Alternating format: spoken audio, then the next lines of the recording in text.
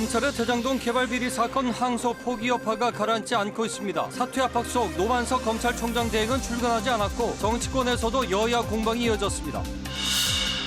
부산시가 이 기대에 조선시대 무덤을 지키던 석상을 들여와 설치하는 것과 관련해 주민들을 대상으로 한 사전 설명이 충분하지 않았다는 지적이 나오고 있습니다. 부산시와 부산시교육청이 내년도 예산안을 편성했습니다. 글로벌 해양 수도 기반 구축과 AI를 활용한 교육 혁신 등에 모두 23조 원이 투입될 예정입니다.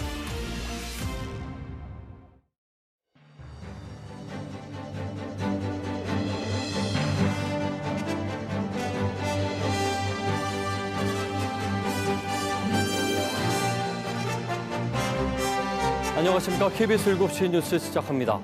검찰의 대장동 개발 비리 사건 항소 포기 여파가 가라앉지 않고 있습니다. 정성호 법무부 장관은 검찰에 신중히 판단하라는 의사 표현만 했다고 말했는데요. 사퇴 압박 속에 노만석 검찰총장 대행은 출근하지 않았습니다. 보도에 허지영 기자입니다. 법무부 의견을 받아 항소 포기를 최종 결정했다고 스스로 밝혔던 노만석 검찰총장 대행. 법무부 장관으로 항소 포기하라는 지시 받았습니까? 다음에 말씀드리겠습니다. 어제 대검 부장검사 회의 등에서 사퇴 요구를 받은 뒤 오늘 갑자기 휴가를 내고 출근하지 않았습니다. 항소 포기를 두고 전국 검사장, 지청장 등이 이례적으로 노 대행의 설명을 요구하는 집단 성명을 내기도 해 입장 발표나 거취 여부에 대해 고심하고 있는 것으로 보입니다. 앞서 노 대행은 공식적으로는 법무부의 의견도 참고한 후 항소를 제기하지 않는 것이 타당하다고 판단했다고 밝혔는데 검사들과의 만남에선 법무부 압박으로 항소를 포기했다는 취지로 답변한 것으로 전해집니다. 정성호 법무부 장관은 대장동 개발 비리 사건 1심 판단이 적절했다는 입장을 내놨습니다. 항소할 이유가 없다는 뜻입니다. 성공한 수사, 또 성공한 재판이었다고 생각합니다. 검찰의 항소 기준인 그 양형 기준보다도 초과하는 그런 형을 선고받았습니다. 법무부 지시로 검찰이 항소 포기를 한 게 아니냐는 의혹엔 신중한 결정을 하라는 의사 표현이었다고 선을 그었습니다. 보고를 받지만 이렇게 해라, 저렇게 해라 하는 그런 지침을 준 바는 없습니다. 여러 가지를 고려해갖고 신중하게 합리적으로 잘 판단했으면 좋겠다, 이런 정도 제가. 피고인 중 한 명인 민간업자 남욱 씨가 검사가 배를 가른다고 했다는 증언을 해 사건이 계속되면 더 문제가 될 거라고 생각했다고도 설명했습니다. KBS 뉴스 허지영입니다. 이번 검찰의 대장동 사건 항소 포기 후 정치권의 공방도 연일 가열되고 있습니다. 국민의힘은 법무부와 대검찰청을 항의 방문해 정성호 법무부 장관과 노만석 검찰총장 권한대행의 사퇴를 촉구했습니다. 민주당은 검찰 내부 반발을 정치검찰의 집단행동, 항명으로 규정하며 무리한 수사를 반성하라고 비판했습니다. 보도에 김민혁 기자입니다. 대검찰청으로 몰려간 국민의힘 의원들. 어딜 도망간 거야, 어디? 대장동 사건 항소 포기를 규탄하며 항의 방문하자 대검 측이 청사 정문을 봉쇄한 겁니다. 70년 검찰 역사의 자존심을 대장동 일당 잡범들에게 팔아먹은 노만석을 강력히 규탄한다. 항소 포기 경위에 대한 특검과 국정조사를 요구하면서 이 대통령을 향한 강경 발언을 이어갔습니다. 국정조사와 특검을 통해서 이재명을 탄핵해야 합니다. 그리고 지금 즉시 법원은 이재명에 대한 재판을 재개해야 합니다. 법무부 항의 방문에서도 정성호 장관 사퇴를 촉구하며 외압 의혹 제기에 화력을 집중했습니다. 더불어민주당은 항소 포기에 대한 검찰 내 반발을 친윤 정치검사들의 항명이라며 맹폭했습니다. 애초에 검찰의 조작 기소가 문제였다며 무리한 수사를 반성하라고 주장했습니다. 돌아보고 반성을 해야 할 때 있지, 이때 집단 행동을 하는 것은 있을 수 없는 일이다. 이것은 검난이다. 대통령 탄핵을 거론한 국민의힘을 향해선 무책임한 선동이라고 역공에 나섰습니다. 내란동조 정당 국민의힘은 국민의 준엄한 심판에도 반성은커녕 제2의 내란을 획책하고 있다. 국민의힘이 대통령 흠집내기에만 몰두하고 있다며 정쟁을 중단하고 민생에 복귀하라고 촉구했습니다. KBS 뉴스 김민혁입니다. 지난해 12.3 비상계엄 선포 당시 공직자들의 불법행위 가담 여부 등을 조사하기 위한 정부 TF가 구성됩니다. 인사에 반영하기 위한 상보를 명확하게 하겠다는 건데 국무총리의 TF 구성 제안에 이재명 대통령은 특검과 별개로 독자 조사가 필요하다며 즉각 힘을 보탰습니다. 보도의 손소영 기자입니다. 비상계엄 당시 불법 행위에 연루된 공직자들에 대해 책임을 물어야 한다고 강조해온 이재명 대통령. 특히 인사에 있어서 가담 정도가 극히 경미하더라도 어쨌든 가담을 한 게 사실이면 부역한 게 사실이면 그건 뭐 승진시키는 거 말이 안 되잖아, 그죠? 공직자들의 내란 가담 여부를 자체 조사할 태스크포스 구성 필요성이 오늘 국무회의에서 보고됐습니다. 헌법 존중 정부 혁신 TF를 정부 내에 구성했으면 좋겠다는 제안을 드립니다. 신속한 내부 조사를 거쳐서 합당한 인사 조치를 할 수 있는 근거를 확보하는 것을 임무로. 현재 진행되는 특검 수사와 별도로 독자적인 조사를 하겠다는 건데 이 대통령은 당연히 해야 될 일이라며 힘을 실었습니다. 행정 책임을 물을 사안도 있고 또는 인사상 문책이나 또는 뭐 인사 조치를 할 정도의 낮은 수준도 있기 때문에 특검에 의존할 게 아니고 독자적으로 해야 될 일 같아요. 정부는 곧바로 TF 구성에 착수했습니다. 대통령 직속기관과 독립기관을 제외한 49개 전체 중앙행정기관이 조사 대상으로 군과 검찰, 경찰 등 12개 기관은 집중 점검 대상으로 지정됐습니다. 한시성, 제한성, 목적성이 있는 기구라고 합당한 인사 조치를 할 수 있는 근거를 확보해서 내년 1월 정도까지 한시적으로 목적성을 가지고 운영하겠다라고 말씀을 한 걸로 보아서 총리실은 동일한 행위라 하더라도 조사에 협조한 정도에 따라 징계 수위에 차등을 두고 조사 과정에서 내란 저지 등 공적이 밝혀지면 포상을 추진하겠다고 밝혔습니다. KBS 뉴스 손서영입니다. 다음 뉴스입니다. 조선시대 때 무덤을 지키던 석상을 부산시가 해안가 산책로에 설치해 이 주민 반발이 거세다는 소식 얼마 전 저희 KBS가 보도해드렸는데요. 취재 결과 부산시가 주민 의견을 제대로 듣지 않고 이 설치를 강행했던 것으로 드러났습니다.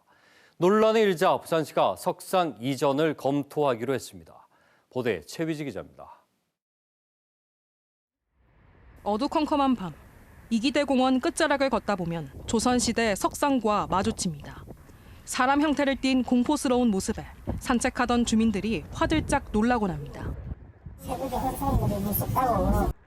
이런 상황이 예견되자 담당 기초단체인 부산남구가 앞서 지난 2월 부산시에 의견을 냈습니다. 석상 설치와 관련해 주민 설명이 필요하다는 것이었습니다. 어떤 그런 좋지 않은 약간 부정적인 영향을 끼치는 그런 부분이 있기 때문에 주민들의 이해를 구하고자 사전 설명회라든지 공청회를 좀 요구한 부분이 있습니다. 이에 따라 부산시는 지난 7월 남구청에서 최근에는 수영구청에서 이기대 예술공원 전반에 관한 설명회를 열었습니다. 하지만 무덤 앞 석상 유물에 대해 역사성을 담은 옛돌 아트 스트리트라 언급했고 친인류, 역사 인류의 주제 전시라 홍보했습니다. 석상에 대한 자세한 설명은 없었습니다.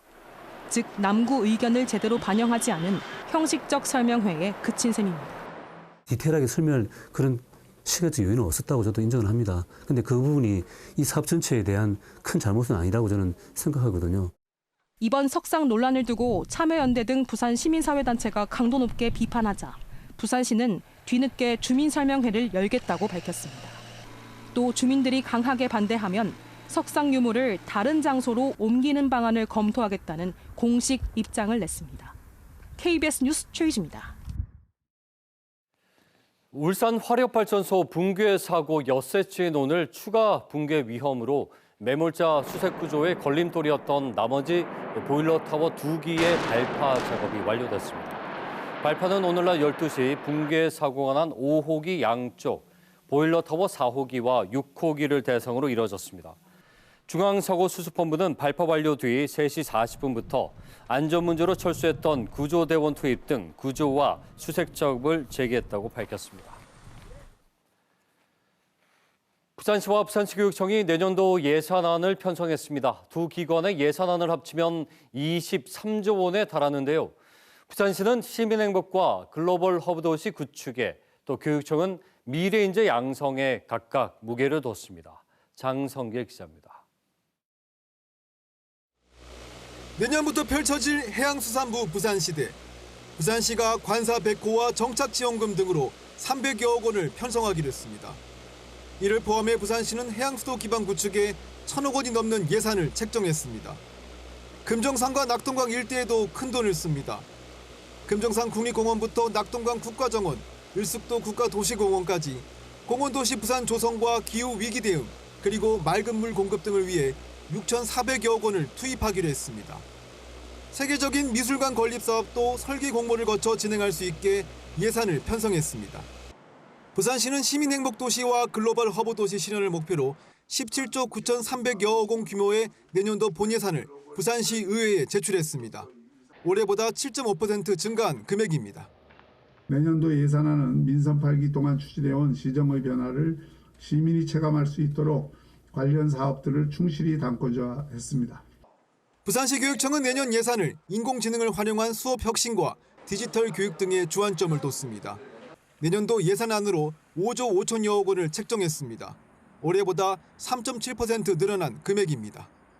학생 개개인을 위한 맞춤형 학력과 정서 지원, 그리고 안전한 교육 환경을 구축하기 위해서 부산시와 부산시 교육청의 내년도 예산안은 부산시 의회 심사를 거쳐 다음 달 11일 본회의에서 최종 의결됩니다. KBS 뉴스 장성길입니다. 중국이 세계 최초로 북극 항로를 통한 상업 운항에 성공해 북극 항로를 둘러싼 국가 간 경쟁에 신호탄을 쏘아 올렸습니다. 우리나라는 이르면 내년에 북극 항로 시범 운항에 나섭니다. 보도에 강지아 기자입니다. 컨테이너 1,000여 개를 싣고 저우산항에서 출항한 중국 이스탄불 브릿지 후 북극 항로를 거쳐 영국 펠릭스토우 항에 도착했습니다. 소요 시간은 단 20일, 수에즈 운하 항로 대비 절반 수준입니다. 이는 정기 노선 최초로 상업 운항에 성공한 사례입니다. 주요 화물은 리튬이온 배터리와 태양광 패널, 쇼핑몰 상품 등이었습니다. 이렇게 중국은 배송 시간이 경쟁력인 상품을 북극 항로를 통해 실어 나르기로 했습니다. 내년에는 16회 운항 예정입니다. 오히려 차가운 환경에 유리한 화물인 에너지 세이빙 장치라든지 배터리 이런 화물들이 주로 실렸고, 그다음에 시간을 단축해서 트렌드에 민감한 화물들이 있지 않아요. 대한민국은 한 발 뒤처졌습니다. 이르면 내년에야 북극 항로 시범 운항에 나설 예정입니다. 하지만 고민이 깊습니다. 북극 항로에 최적화한 화물을 창출해야 하고 또 기반 시설을 갖춰야 하고 그러면서 전문 인재까지 키워야 합니다.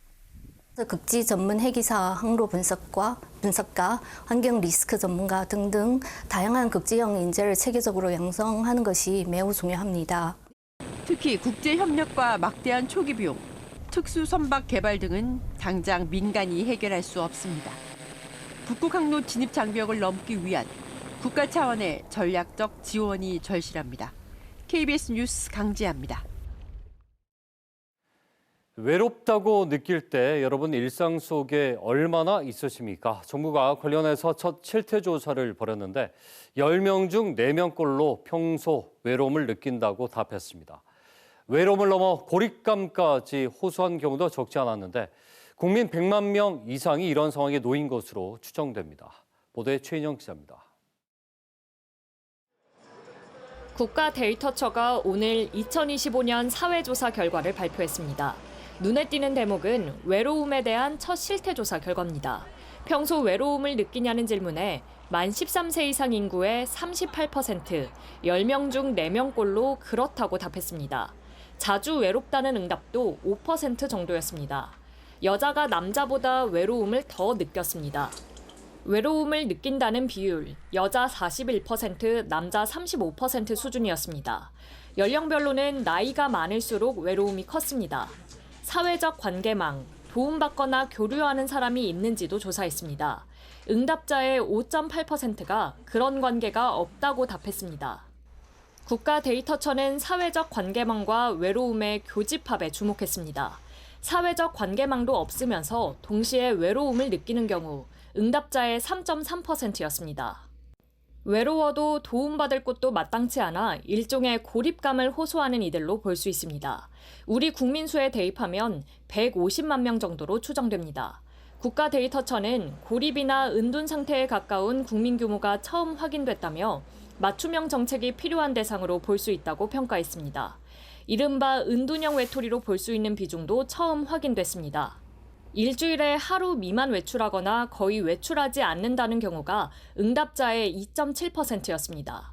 이번 조사는 만 13세 이상 국민 3만 4천여 명을 표본 조사한 결과입니다. KBS 뉴스 최인영입니다.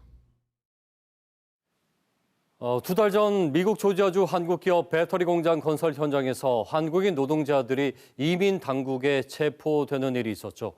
이 중 200여 명이 미 이민 당국을 상대로 집단 소송을 준비 중인 걸로 전해졌습니다. 왜 체포를 당했고 구금돼서 모욕까지 당했는지 설명도 사과도 아직 없다는 것이 이들의 이야기입니다. 보도에 김양순 기자입니다. 헬기까지 동원한 대규모 불법 이민 단속 작전에서 미 연방 이민 단속국은 한국인 300여 명을 현장 체포했습니다. 미국 조지아주의 한국 기업 합작 공장에서 일하던 한국인들은 영문도 모른 채 손발에 족쇄가 채워져 끌려갔습니다. 영화에서 보던 완전 무장한 상태였고 드론이나 헬기가 떠다니고 있었고 당연히 소총류는 당연히 소지를 하고 있었고 구금 시설은 열악했습니다. 물에선 냄새가 났고 화장실은 훤히 뚫려 있었습니다. 멸시와 조롱도 다반사였다고 이들은 말합니다. 이제 김정은 얘기를 한다던가 눈을 양쪽으로 찢어서 에이시안을 비하한다는 제스처를 취한다던가 2달이 지났지만 아직도 트라우마에 시달리는 구금자들. 당시 구금됐던 한국인 가운데 200여 명이 미 이민 세관국을 상대로 소송을 준비하고 있다고 미 ABC 뉴스는 전했습니다. 지금까지도 저희가 왜 그렇게 구금을 당했는지 당국에 대한 사과나 어떠한 해명도 없었고 그런 부분을 좀 바로 잡고자 소송을 진행을 하는 건이고 또 최근 타결된 한미 관세 협상을 언급하며 미 이민국의 행태가 해외 기업의 투자를 유치하려는 트럼프 대통령과 엇박자를 내고 있다고 짚었습니다. 백악관 측은 ABC에 보낸 입장문에서 모든 외국인 근로자는 적법한 허가를 받아야 한다는 원론적인 입장만 반복했습니다. KBS 뉴스 김양순입니다. 다음 소식입니다. 수도권에서 마약을 유통하거나 투약한 일당이 경찰에 붙잡혔습니다. 약속된 장소에 마약을 숨겨놓는 이른바 던지기 수법을 썼는데 주로 인적이 드물고 CCTV가 없는 야산이나 낚시터, 심지어 사찰을 유통 경로로 활용했습니다. 추재훈 기자입니다. 흙을 파헤치자 노란 포장지에 쌓인 봉투가 모습을 드러냅니다. 마약 유통 일당이 구매자에게 전달하려고 땅속에 숨겨둔 필로폰입니다. 0.6g짜리 20묶음, 모두 400명이 투약할 수 있는 양입니다. 한 남성이 길가에 흰 봉투를 숨기고 떠나자 불과 3분 뒤 같은 장소를 찾은 또 다른 남성이 봉투를 챙겨 유유히 걸어갑니다. 모두 약속된 장소에 마약을 숨겨 전달하는 이른바 던지기 수법입니다. 통상 도심이나 주택가에서 이루어지지만 이들은 CCTV가 없어 수사망을 피할 수 있는 야산이나 낚시터를 이용하기도 했습니다. 일당이 마약을 숨겨뒀던 경기 광명시의 한 야산입니다. 이렇게 숯불이 빽빽한 가운데 바닥에 마약을 파묻어두고 사진이나 영상을 찍어서 구매자만 찾을 수 있도록 했습니다. 던지기에 이용된 장소 중엔 수도권 일대 사찰도 있었습니다. 이 같은 수법으로 수도권에서 필로폰을 유통하거나 구매, 투약한 120여 명이 경찰에 붙잡혔습니다. 이들은 흉기를 가지고 다녔고 검거 과정에서도 경찰을 경쟁 세력 조직원으로 착각해 위협하기도 했습니다. 몸으로 막고 있었는데 이제 칼로 찌르면서 너 누구냐고 이제 대치했던 상황이고 신속하게 형사들이 올라와서 함께 검거를 했던. 경찰은 시가 55억 원 상당의 필로폰 1.6kg을 압수하고 2년 전 인터폴 적색 수배가 내려진 중국인 총책을 쫓고 있습니다. KBS 뉴스 추재훈입니다. 예, 오늘은 유엔 참전용사 국제 추모의 날입니다. 6.25 전쟁 때 자유를 지키다 산화한 영령들의 넋을 기리는 턴투어드 부산 행사가 오늘 유엔 기념공원에서 열렸는데요. 전 세계가 오전 11시 일제히 부산을 향해 묵념했습니다. 김아란의 기자의 보도입니다. 오전 11시 부산 유엔 기념공원. 묵념과 함께 사이렌이 울립니다. 부산을 향하여 일동 묵념. 이어 국가 원수급 예우, 조포 21발이 차례로 발사됩니다. 유엔군 사령부와 참전용사, 주한 참전국 대사 등이 헌화하며 6.25 전쟁에서 전사한 영령들의 넋을 기립니다. 부산을 향해 1분간 묵념하는 턴 투어드 부산 행사. 참석자들은 오늘날 연대와 평화의 순간을 기억에 남겼습니다. Today, Busan represents not only the defense of a nation, but the birth of an enduring partnership. Proof that shared sacrifice is the bedrock of all our ironclad alliances and the modernization of the ROK-US alliance. 정부는 참전 용사의 감사의 마음을 전하며 국제사회에 보답하겠다고 밝혔습니다. 대한민국은 75년 전 유엔 참전 용사님들이 그러했듯이 국제사회의 일원으로서 주어진 책무를 다해 나가겠습니다. 10시 59분 55초 지나고 있습니다. 일동 묵념. 강연을 듣던 학생들이 유엔 기념공원을 향해 묵념합니다. 부산 지역 7개 대학에서 공부하는 참전국 출신 유학생 33명 등이 턴투어드 부산에 참여합니다. 전쟁의 참혹함, 그리고 다시 일어난 한국의 위대함은 이들에게도 뜨거운 울림으로 다가옵니다.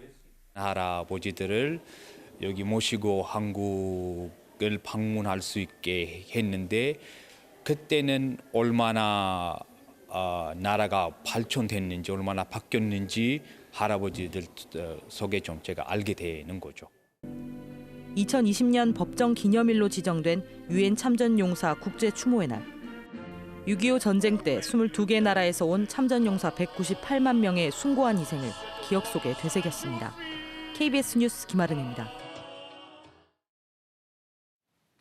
다음 뉴스입니다. 프로야구 하나의 외국인 투수 코디 폰세가 제12회 BNK 부산은행 최동원상을 받았습니다. 폰세는 8명의 선정위원 투표에서 만장일치로 1위에 올라 트로피와 함께 상금 2천만 원을 받았습니다. 올 시즌 폰세는 17승 1패를 거뒀으며 다승과 평균 자책점, 탈삼진, 승률 분야에서 4관왕을 차지했습니다. 또 제8회 고교 최동원상은 올해 롯데자이언츠의 지명을 받은 동상고 투수 신동건이 수상했습니다. 장애인과 비장애인이 함께하는 아리랑 음악회가 오늘 부경대 대학극장에서 열렸습니다. 부산국제장애인협회 협의회가 주최한 오늘 음악회에는 장애인과 비장애인 등 700여 명이 참석했으며 부산 지역 발달 장애인으로 구성된 이지글리 합창단과 평양예술단 등의 공연이 이어졌습니다. 문화와 음악으로 장애인과 비장애인이 소통하기 위해 마련된 이번 음악회는 지난 1991년부터 매년 열리고 있습니다.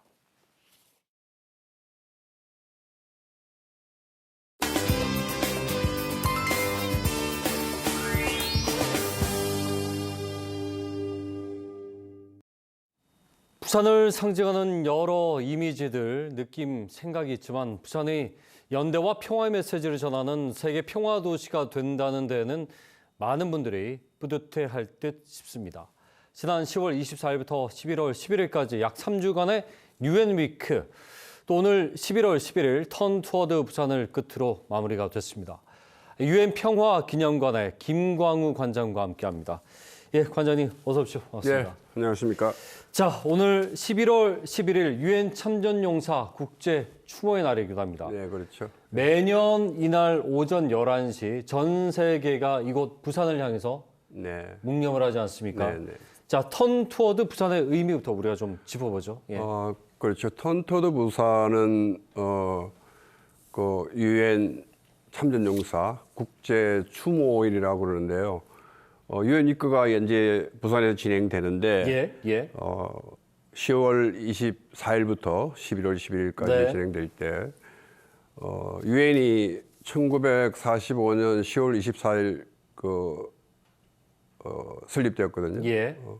그러니까 올해가 유엔 창립 80주년이 되는 뜻깊은 해이죠. 그리고 10월 24일은 유엔데이라는 이름으로 1975년도까지 우리나라의 법정 공휴일이기도 했죠. 그리고 11월 11일은 조금 전 말씀하신 대로 지금 유엔 기념공원에 안장되어 있는 참전용사분들 그리고 전쟁 기간 동안에 전사하셨던 분들의 모든 분들을 추모하는 예. 국제 추모식이 있고요.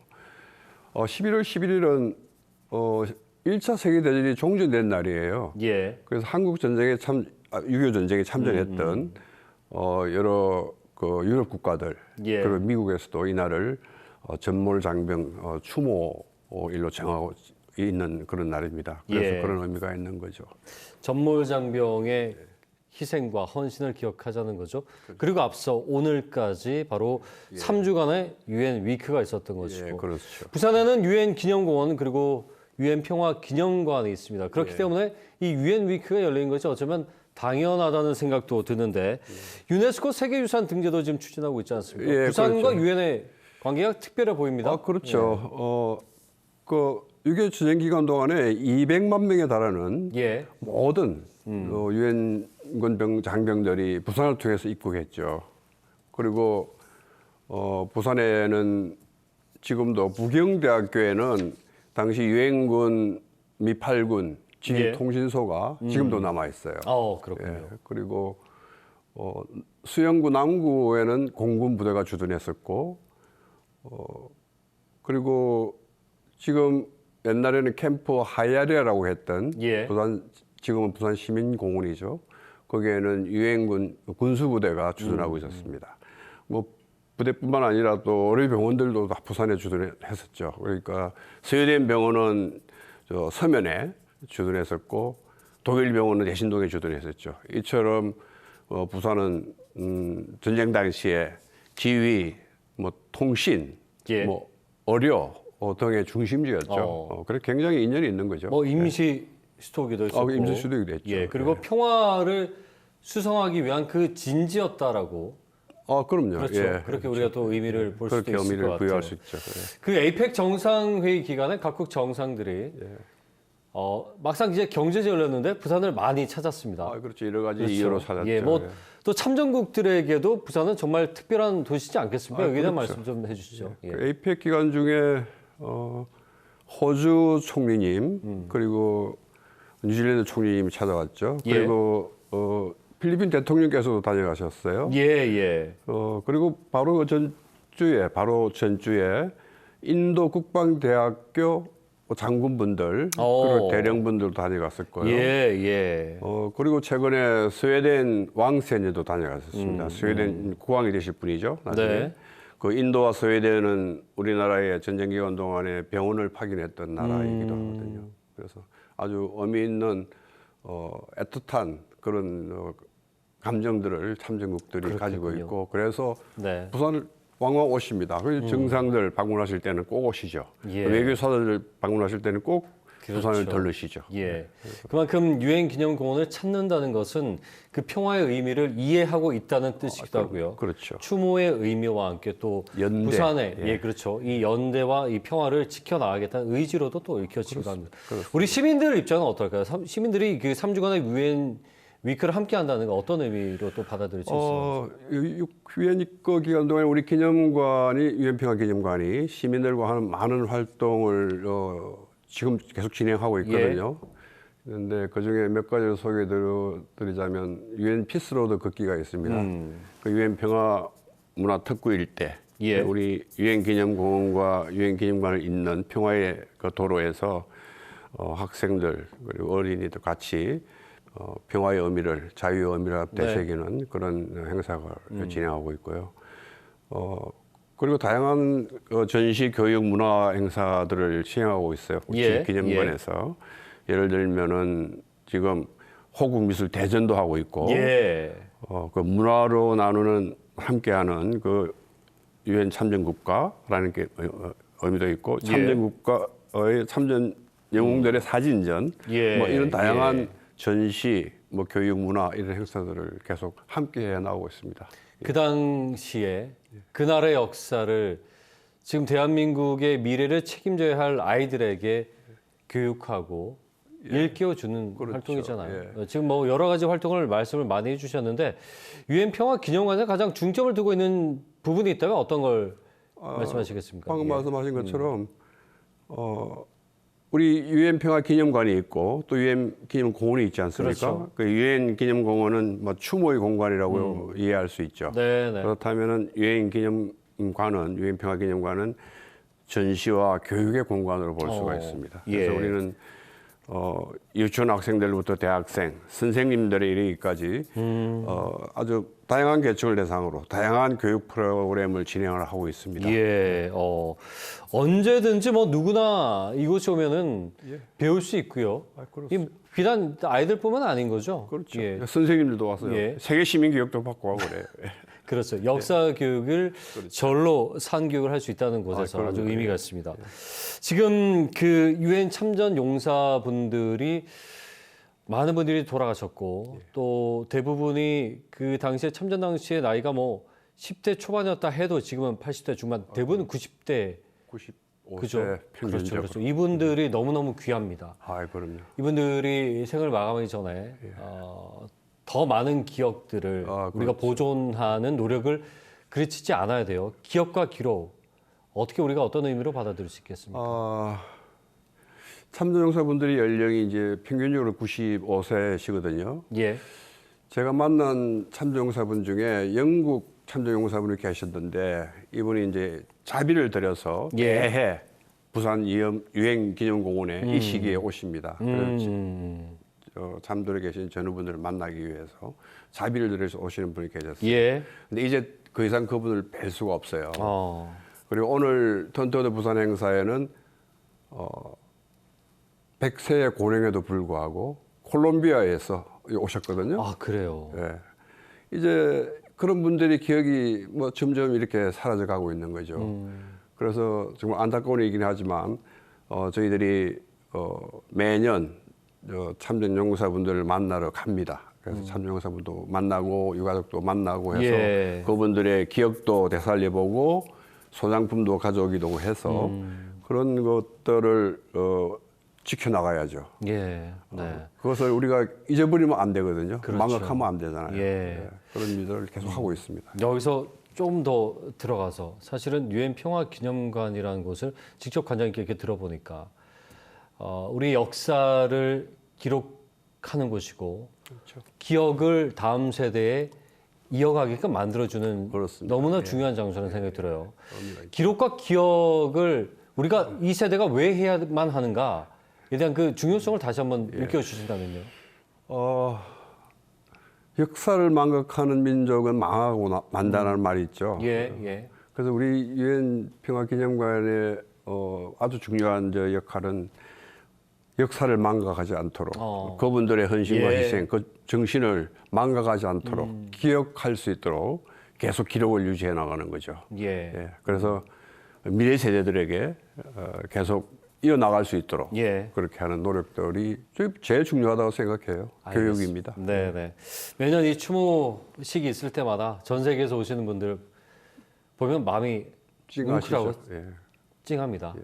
그리고 말씀하신 그 역사를 이어가는 일도 우리가 그르치지 말아야 되겠죠. 중요하죠. 오늘 너무 귀한 시간 고맙습니다. 말씀 잘 들었습니다. 감사합니다. 감사합니다. 유엔 평화기념관의 김광우 관장과 함께 얘기 나눠봤습니다.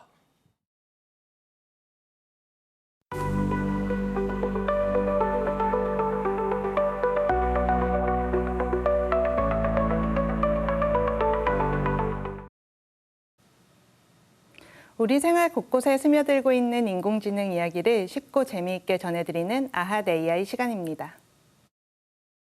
반려동물 산업에도 인공지능이 빠르게 스며들고 있습니다. AI 기술로 반려동물의 건강을 진단하고 움직임을 감지해 사료를 자동으로 급여하며 GPS와 함께 실시간으로 반려동물의 위치를 추적하는 안전 기술로까지 발전했습니다. AI 반려동물의 일상을 바꾸는 시대, 지금 그 변화를 만나보시죠. 반려동물과 인공지능이 만난 기술, 패테크를 아시나요? 국내 반려동물 인구 1,500만 명 시대. 반려동물은 이제 단순한 애완동물이 아니라 함께 살아가는 가족으로 여겨지고 있죠.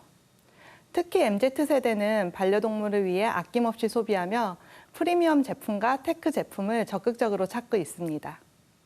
이 흐름 속에서 AI 기술이 결합된 패테크 산업도 빠르게 성장하고 있습니다. 패테크 시장에 뛰어든 대표적인 기업은 국내 주요 통신사들입니다.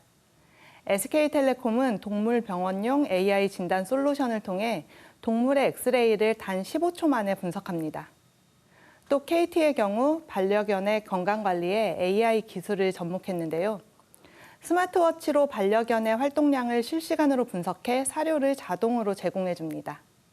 기계가 알아서 배식해주고 또 견주는 앱을 통해 언제든지 반려견의 건강을 확인할 수 있죠. AI와 GPS를 결합한 기술도 반려동물 분야에 적용되고 있습니다. 이 기술은 반려동물이 일정 구역을 벗어나면 보호자에게 즉시 알람을 보내줍니다. 반려동물 실종 사고를 줄여주는 기술이죠. 또 심박수와 호흡 같은 생체 데이터를 분석해 이상 징후를 실시간으로 알려줘 건강 관리를 돕기도 합니다. AI가 실종 사고를 아예 원천적으로 줄여주기도 합니다. 국내 한 스타트업이 개발한 이 AI 기술은 반려견의 신원을 확인할 수 있는데요. 방법은 개의 코 주름입니다. 사람의 지문처럼 모두 다른 개의 코 주름을 AI가 분석해 반려견의 정보를 알려주죠. 또 AI가 반려동물의 눈이나 피부 사진만으로도 질병 징후를 분석해주기도 합니다. AI가 100만 장 이상의 사진을 학습하고 수의사와 협업해 정확도를 높였습니다. 1인 가구나 맞벌이 가정의 비중이 높아진 오늘, AI와 IoT 기술은 집에서 혼자 시간을 보내는 반려동물의 보호자 역할을 하고 있습니다. 로봇 청소기에 달린 카메라가 반려동물을 지켜보고 음악을 틀어주거나 강아지가 짖으면 주인에게 따로 메시지를 보내주기도 하죠. 동물의 건강을 돌보고 감정까지 이해하는 생활 속 조력자가 되고 있습니다. 그러나 책임 있는 사용도 중요하겠죠. AI는 수의사의 전문성을 대신할 수 없고 사람과 동물 사이의 유대감 역시 기술이 완전히 대체할 수 없기 때문입니다. 반려동물과 보호자의 삶을 편리하게 바꾸고 있는 AI. 그 다음 기술은 어떤 모습일까요? 지금까지 아핫 AI였습니다.